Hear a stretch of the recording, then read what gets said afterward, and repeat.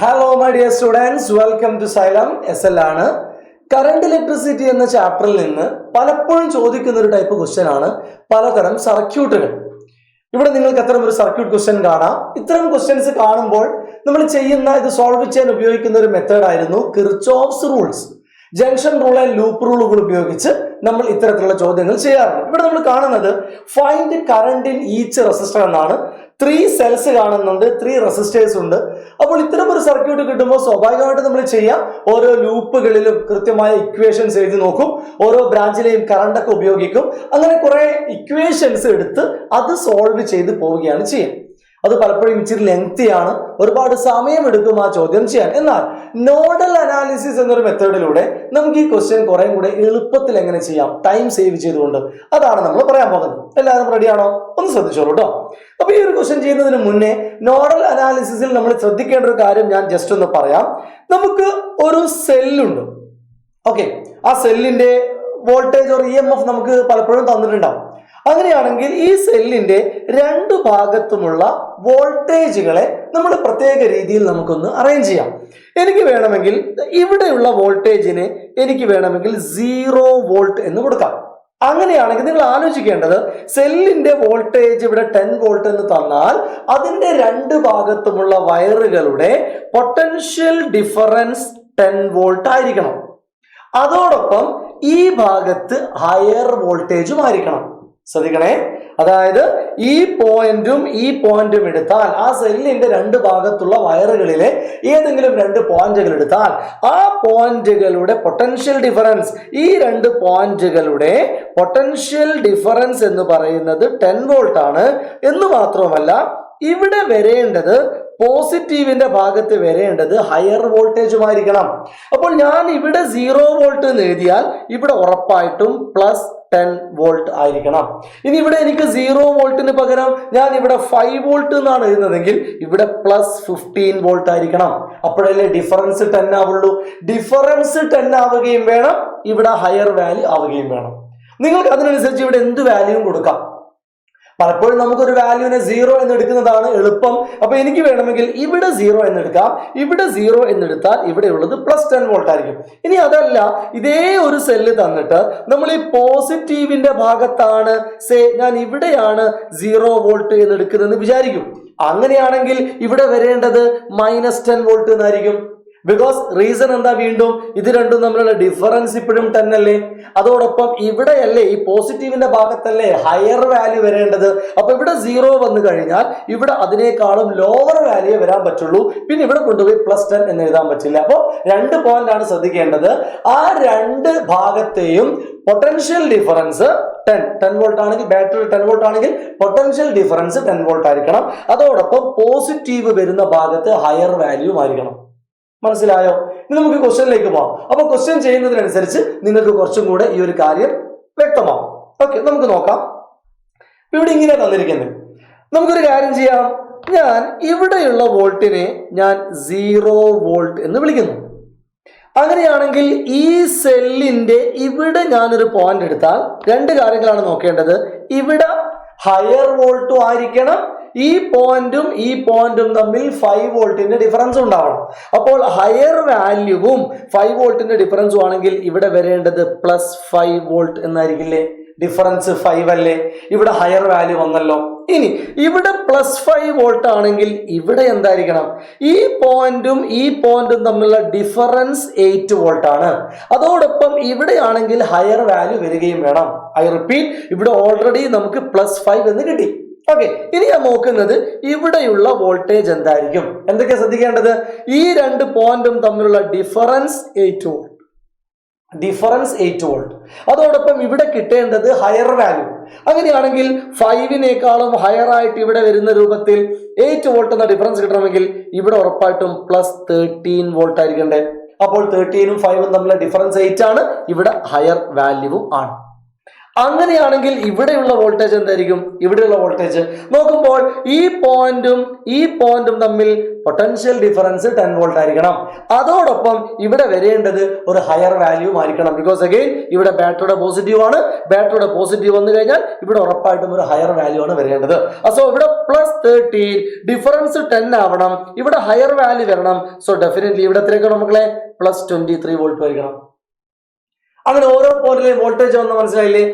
23ഉം 13ഉം തമ്മിൽ ഡിഫറൻസ് 10. അതോടൊപ്പം ഇവിടെ ഹയർ വാല്യൂ 10ഉം അടുത്തത് 13ഉം 5ഉം തമ്മിൽ ഡിഫറൻസ് 8.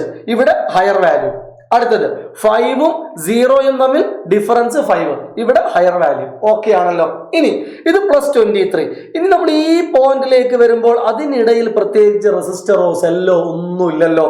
അപ്പോൾ ഇവിടെ +23 ആണെങ്കിൽ ഈ പോയിന്റും അതേ +23 വോൾട്ട് ആയിരിക്കും. അങ്ങനെയാണെങ്കിൽ ഈ പോയിന്റും അതേ +23 വോൾട്ട് ആയിരിക്കും. ഈ പോയിന്റും എന്ത് തന്നെ സെയിം +23 വോൾട്ട്. എന്തുകൊണ്ടാ? അതെല്ലാം ഒരു കണ്ടക്ടറിന് എലോങ് ആയിട്ട് നിൽക്കുന്ന, അതിന്റെ ഭാഗമായിട്ട് നിൽക്കുന്ന ഡിഫറെന്റ് പോയിന്റുകളാണ്. അവിടെയൊന്നും വേറെ ഒരു റെസിസ്റ്ററും ഇല്ല, ഒരു സെല്ലും ഇല്ല. അപ്പൊ നമുക്ക് അവിടെ പ്രത്യേകിച്ച് പൊട്ടൻഷ്യൽ ഡിഫറൻസ് ഒന്നും നോക്കാനില്ല. അതെല്ലാം ഒരേ പൊട്ടൻഷ്യൽ ആയിരിക്കും.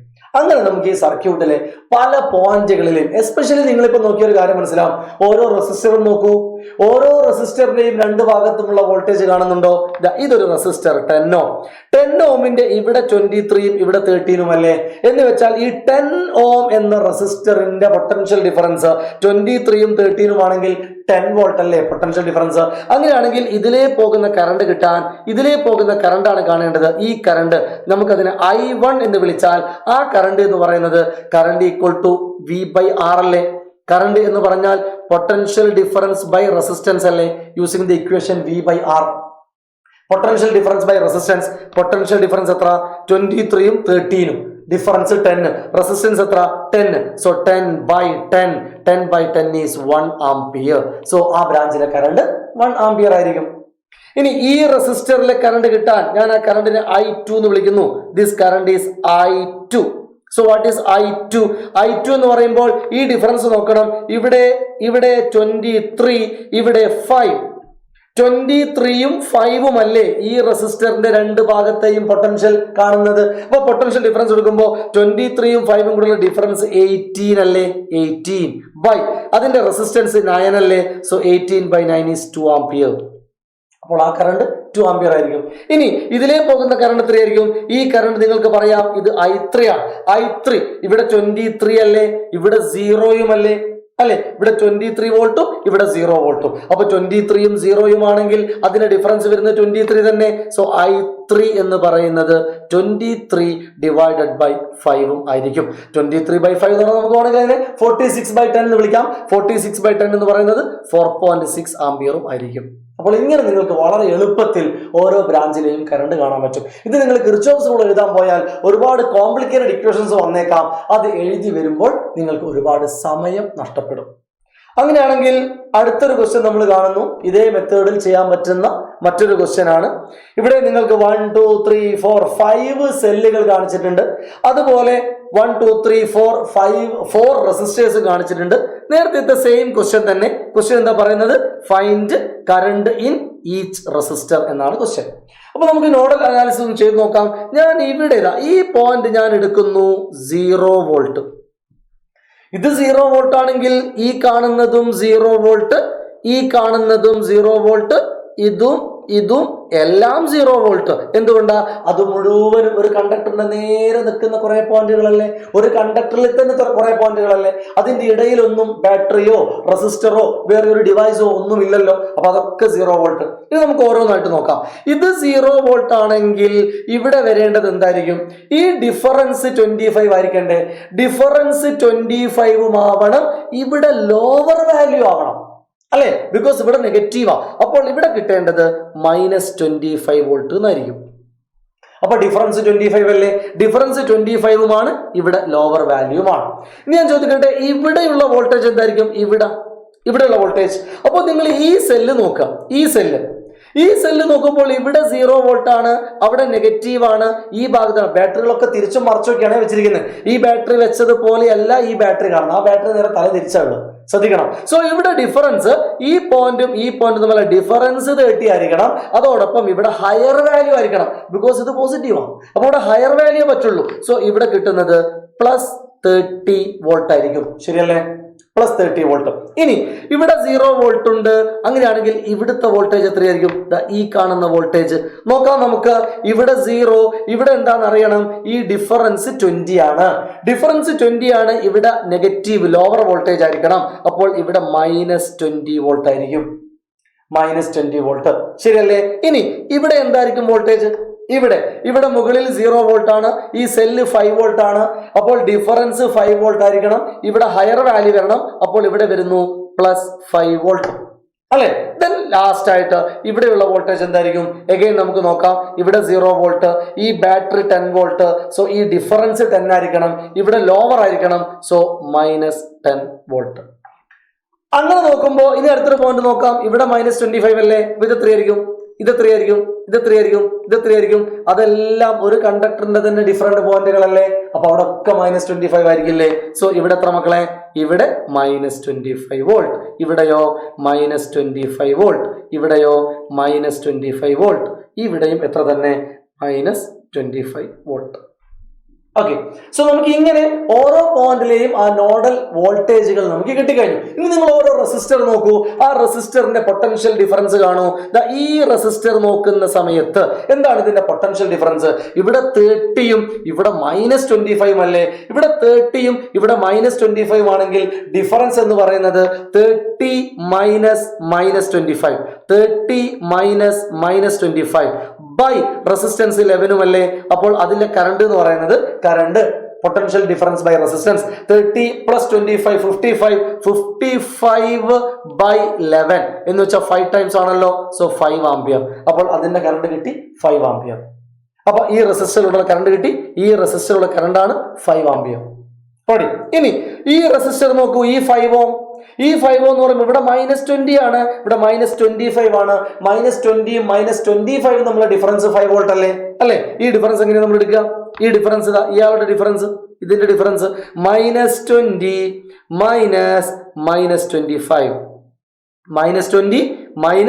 -25 അതായത് -20 + 25. അപ്പോൾ +5 അല്ലേ വരിക? അല്ലെ? +5. അപ്പോൾ എന്തായിരിക്കും കറണ്ട് എന്ന് പറയുന്നത്? ഡിഫറൻസ് എടുക്കാം. +5 divided by 5 that is equal to 1 ampere. അപ്പോൾ അവിടുത്തെ കറണ്ട് കിട്ടി. ഇനി ഈ റെസിസ്റ്റർ നോക്കൂ. ഈ റെസിസ്റ്റർ ഇവിടെ എത്രയാ? ഇവിടെ +5, ഇവിടെ -25. അപ്പൊ ഡിഫറൻസ് എത്ര? +5 -25. -25 വരുമ്പോ 5 + 25 30യും 10ഉം അല്ലേ ഇവിടെ വരുന്നത് അല്ലേ? അപ്പോൾ ഇവിടുത്തെ കറണ്ട് എന്ന് പറയുന്നത് ഞാൻ ഓരോ കളറിൽ എഴുതാം. ഇവിടുത്തെ കറണ്ട് എന്ന് പറയുന്നത് +5 -25 by 10 that is equal to 30 by 10 that is equal to 3 ampere. And finally നമുക്ക് ഈ റെസിസ്റ്റർ നോക്കാം. ഡിഫറൻസ് എത്രയാ? -10ഉം -25ഉം. അപ്പൊ എത്ര ഡിഫറൻസ് വരിക? -10ഉം -25 ആണെങ്കിൽ -10 -25 ബൈ 3 അല്ലെ? -10 + 25 എന്ന് പറയുമ്പോൾ അത് 15 ആണ്. 15 ബൈ 3 ഈസ് 5 ആംപിയർ. കണ്ടോ? അങ്ങനെ നമുക്ക് ഓരോ ബ്രാഞ്ചിലെയും കറണ്ട് എളുപ്പത്തിൽ കണ്ടുപിടിക്കാൻ വേണ്ടി പറ്റും. ചെയ്ത മെത്തേഡ് മനസ്സിലായോ? അപ്പൊ ചിലർ ചോദിക്കും, എന്താ ഇവിടെ 0 എടുത്ത് ഇവിടെ 25 എടുത്തുകൂടായിരുന്നോ? ഒരു കുഴപ്പമില്ല. ഇവിടെ 25 എടുത്താൽ ഇവിടെ ആയിരിക്കും 0 വരിക. അപ്പോൾ ഈ ഭാഗം മുഴുവനും 25 ആയിരിക്കും, ഈ ഭാഗം മുഴുവനും 0 ആയിരിക്കും. ഇതേപോലെ നിങ്ങൾക്ക് ചെയ്ത് നോക്കാം, ഒരു കുഴപ്പമില്ല. ചെയ്ത് നോക്കണോ? ഈ ഒരു ക്വസ്റ്റ്യൻ നമുക്കൊന്ന് വേണമെങ്കിൽ ഒന്ന് റിപ്പീറ്റ് ചെയ്യാം. ഒന്ന് റിപ്പീറ്റ് ചെയ്ത് ചെയ്യുമ്പോൾ ഞാൻ ഇതൊന്ന് ജസ്റ്റ് ഒന്ന് കോപ്പി ചെയ്യട്ടെ. ഇതൊന്ന് കോപ്പി ചെയ്ത് ഞാൻ അടുത്ത പേജിലേക്ക് ഒന്ന് കാണിച്ചു തരാം. അപ്പൊ നിങ്ങൾ ഇത് ഏത് രൂപത്തിൽ ചെയ്താലും തെറ്റിപ്പോവില്ല. ഓക്കെ, നമുക്ക് ആവശ്യമുള്ള മാത്രം ഒന്ന് അപ്പുറത്തേക്ക് എടുക്കാം കേട്ടോ. ഞാൻ ആവശ്യമുള്ള മാത്രം ജസ്റ്റ് ഒന്ന് കോപ്പി ചെയ്യണം മക്കളെ, ജസ്റ്റ് ഒന്ന് കോപ്പി ചെയ്യണം. ഓക്കെ, നമുക്കൊന്ന് നോക്കാം. ഇതൊന്ന് കോപ്പി എടുത്ത് നോക്കാം. റെഡി? ദെൻ ഇതിവിടെ ഒന്ന് പേസ്റ്റ് ചെയ്യാം. ആ പിക്ചർ ഇവിടെ കാണുന്നുണ്ട്. നമ്മൾ എന്താ ചെയ്യുന്നതെന്ന് വെച്ചാൽ ഇവിടെ 0 0 0 0ക്ക് പകരം ഇവിടേക്ക് പകരം ഈ വാല്യൂ ഒക്കെ നമ്മളിപ്പോൾ തൽക്കാലം കളയുന്നു. ഈ വാല്യൂ ഒക്കെ നമ്മൾ ഒഴിവാക്കുകയാണ്. പകരം എന്താ ചെയ്യുന്നതെന്ന് വെച്ചാൽ നേരത്തെ മുകളിൽ നമ്മൾ 0 അല്ലേ കൊടുത്തത് അല്ലെ? മേലെ 0 കൊടുത്തതിന് പകരം ഒരാൾ ഇവിടെ 25 എന്നാണ് കൊടുക്കുന്നത്. അപ്പൊ ഇത് +25 ആണ്. അപ്പൊ ഇവിടെ ഉണ്ടാവും +25, ഇവിടെ ഉണ്ടാവും +25, here again here again plus 25. അപ്പോൾ ഇവിടെ വരേണ്ട എന്താ, ഈ സെല്ല് നോക്കൂ, ഡിഫറൻസ് 25 ആയിരിക്കണ്ടേ, ഡിഫറൻസ് 25 ഇവിടെ ലോവറും വരണ്ടേ, അപ്പൊ ഇവിടെ 0 വോൾട്ട്. അപ്പൊ ഇത് 0, ഇത് കാണുന്നത് 0, ഈ കാണുന്നത് 0, ഈ കാണുന്നതും 0. റെഡി? അപ്പൊ ഇതാ നിങ്ങൾ ഇനി ഈ റെസിസ്റ്റർ നോക്കൂ, ഇവിടെ 25, ഇവിടെ 25, ഈ ബാറ്ററി 30. ഇവിടെ ആണെങ്കിൽ നമുക്ക് എന്ത് കിട്ടണം, ഇവിടെ ഹയർ വാല്യൂ കിട്ടണം, ഈ ഡിഫറൻസ് 30 ആയിരിക്കണം. അങ്ങനെയാണെങ്കിൽ ഇവിടെ കിട്ടേണ്ടത് പ്ലസ് 55 ആയിരിക്കില്ലേ? അല്ലേ? എന്നാലല്ലേ 55ഉം 25ഉം തമ്മിൽ ഡിഫറൻസ് 30 ആവുള്ളൂ. അതോടൊപ്പം ഇവിടെ പ്ലസ് 55 കൊടുത്താൽ മാത്രമല്ലേ ഇവിടെ നമുക്ക് ഹയർ വാല്യൂ ഇവിടെ പ്ലസ് 25 അല്ലേ, ഇവിടെ -5 കൊടുത്താൽ പോരെ? -5 കൊടുത്താലും ഡിഫറൻസ് 30 അല്ലേ? കൊടുക്കാൻ പറ്റില്ല, ഇവിടെ -5 കൊടുക്കാൻ പറ്റില്ല, ബിക്കോസ് ഇവിടെ പോസിറ്റീവ് ടെർമില്ല, ഇവിടെ ഹയർ വോൾട്ടേജ് വന്നേ പറ്റൂ. അപ്പൊ ഹയറും ആയിരിക്കണം, ഡിഫറൻസ് 30 ആയിരിക്കണം. അപ്പൊ ഹയറും ഡിഫറൻസ് 30 കിട്ടണമെങ്കിൽ ഇവിടെ 55 വന്നേ പറ്റൂ. അപ്പോൾ ഇവിടെ 55 ആണെങ്കിൽ ഈ റെസിസ്റ്ററിന്റെ പൊട്ടൻഷ്യൽ ഡിഫറൻസ് ഇവിടെ 55ഉം ഇവിടെ 0യും, അപ്പൊ ഡിഫറൻസ് 55. അപ്പൊ ഇവിടുത്തെ കറണ്ട് നടന്ന് 55/11, 55/11 നേരത്തെ കിട്ടിയത് കണ്ടോ, 5 ആമ്പിയർ. ഒരു വാല്യൂ മാറില്ല. അപ്പൊ അതുപോലെ ഇവിടെ 25, ഇവിടെ 20, ഈ ഡിഫറൻസ് 20 ആയിരിക്കണം, ഇവിടെ ലോവർ വാല്യൂ ആയിരിക്കണം. അപ്പോൾ ഇവിടെ കിട്ടേണ്ടത് എന്തായിരിക്കും നിങ്ങൾ പറ? ഇവിടെ കിട്ടേണ്ടത് 5 എന്നുള്ള വാല്യൂ ആയിരിക്കും. ഇവിടെ നമുക്ക് +5 കിട്ടണം, +5. അപ്പൊ പ്ലസ് 25ഉം +5ഉം തമ്മിൽ ഡിഫറൻസ് 20. അതോടൊപ്പം ഇവിടെ ലോവർ വാല്യൂ, അപ്പൊ ഇവിടെ 5ഉം ഇവിടെ 0യും, 5ഉം 0യും ആണ് ഡിഫറൻസ് 5. 5/5 1 ആമ്പിയർ. ഇതാണെന്ന് കിട്ടിയിട്ടുണ്ട്, 5/5 1 ആമ്പിയർ. അപ്പോൾ ഇങ്ങനെ നിങ്ങൾക്ക് ഏത് പോയിന്റ് എടുത്താലും അത് തെറ്റില്ല. സോ ഇതാണ് നോഡൽ മെത്തേഡ് എന്ന് പറയുന്നത്. ചെയ്ത് ക്ലിയർ ആയെന്ന് വിചാരിക്കുന്നു. അപ്പൊ ഇത്തരം ചോദ്യങ്ങളൊക്കെ നിങ്ങൾ ഇനി ഈ മെത്തേഡിൽ ചെയ്താൽ മതി, വളരെ എളുപ്പത്തിൽ നിങ്ങൾക്ക് ആൻസറിലേക്ക് എത്താൻ പറ്റും. ഇതുപോലുള്ള വീഡിയോ ആയിട്ട് നമുക്ക് വീണ്ടും കാണാം. So bye bye.